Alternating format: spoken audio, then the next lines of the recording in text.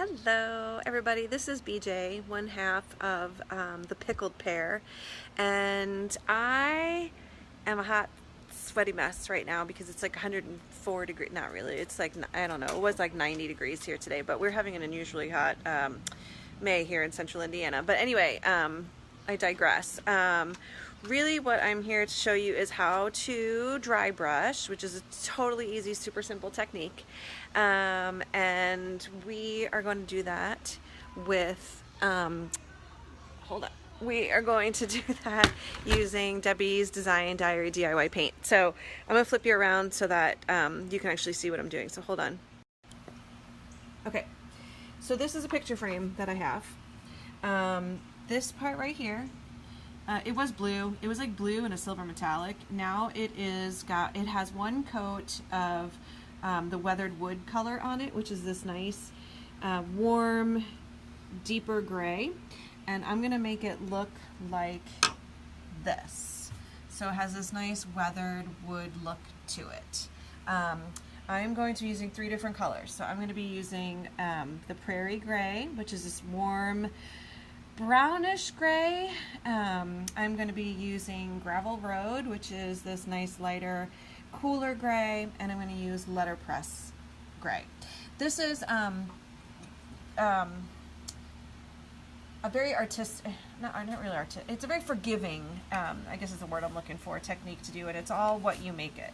I'm also using a super cheap 3-inch chip brush. Ordinarily for this project I'd be using a 2-inch or a 1-inch brush, but all the brushes are at my studio and I'm currently at my house in my backyard, so all I have is a janky 3-inch, so that's what I'm going to use. It's okay. So I'm going to start by taking a little bit of my my Prairie Gray, and I'm going to blot some of that off on a paper towel. So I have very little paint. That's why it's called dry brushing, because I have very, very little paint on my brush. And then with a sweeping, wispy motion, I'm going to layer this paint on. Okay, so I'm just going to kind of start over here, and I'm just doing this nice, light, kind of wispy, long, sweeping motions. I think the key to getting a good dry brush is to really kind of work that paint, kind of keep working it back and forth, because you really just want to have nice long motions with it, so that you don't get these like weird little stop and start marks. And you'd be surprised at how little paint this takes. So, and I'm just going to layer the colors in, and there's no rhyme or reason. I'm going to go back and forth between colors. I'm using the same brush. And I'm going to go over here. This is my Gravel Road. I'm going to blot some of that off, so I have just a dry brush. And then I'm just going to hit my piece. It's very hard to do this while holding the phone, I have to admit. And I'm just going to brush. And if you feel like you need to get more paint on your brush, you get a little more paint on your brush. I probably need a little bit more paint on my brush. Keep forgetting to take the phone with me. And again, nice long sweeping motions.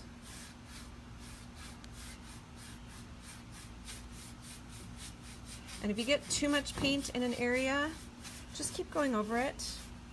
Like right in here, I feel like I got that streak right there. I'm just going to keep brushing at it. I'm just going to keep working it.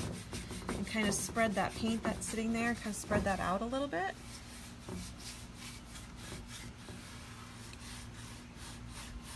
And you can start to see how I have some nice dimension. I'm starting to get some nice depth and dimension to my paint job.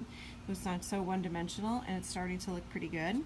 And you could stop there. Like if you like that and you were like, giddy up, I'm good to go, you can totally stop there. I'm going to layer in one more color, so I'm going to go. Now I got my paper towel stuck in my paint lid. Oish. Hold, please. Okay, I'm going to go to my Letterpress. This one's hard for me to say. Letterpress Grey. Right there. I'm going to blot some of that off. Blotting, blotting, blotting. Nice dry brush. And I'm going to layer this one in too. So I'm just going to start layering that in nice. Especially when you first put that brush down, because when you first put that brush down, it has the most amount of paint on it. And so if you put the brush down and push hard, you're going to have a spot where you can obviously tell that that's where you put the brush down. And if that happens, that's okay, because you just can work it out. You can just keep brushing it until you get it worked out. It's not a big deal. I just went back to my Prairie Gray and just layered a little bit of that nice warm brown gray back in. And that's what I'm going to do. I'm going to alternate, literally just alternate between my three gray colors here. Again, just nice little dry brush right there.